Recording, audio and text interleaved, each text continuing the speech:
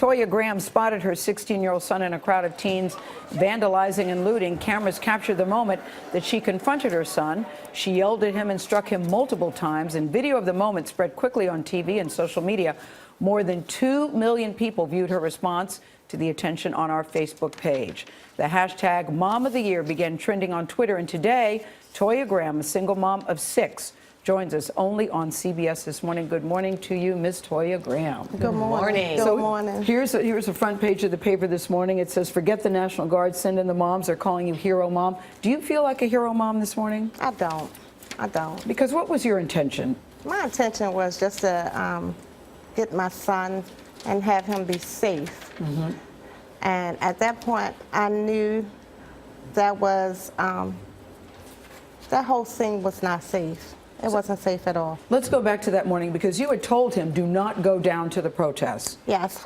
He told me the night before that, you know, everybody was supposed to meet up at Mondawmin Mall. And I said to him, Michael, go to school. Don't go to Mondawmin. But you knew? But, you know, me and my oldest daughter, I had a doctor's appointment, and we started getting phone calls that they was letting the schools out early, that they were shutting down Mondawmin, and she was like, Mom, we have to go. Wow. You know, you have to leave the doctors off, we have to go.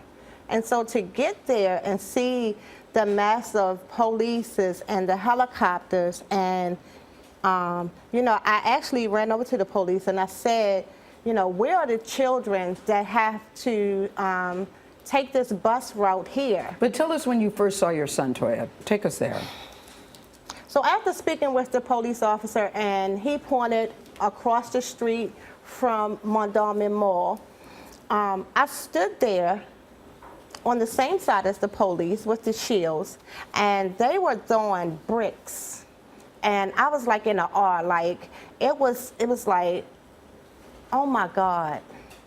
And to see my son come across the street with a rock in his hand, I think at that point I just lost it. You recognized the baggy sweatpants. I recognized the baggy sweatpants. He did have the hoodie on and he did have the face mask on, but it was something about those sweatpants he had on. But you also made eye contact. And we made eye contact. And you're What's remarkable is this, and for me, is he clearly had respect and fear of you. Yes. Because as you were pushing him and doing that sort of right hook you had, he was backing off. I mean, what was he saying to you?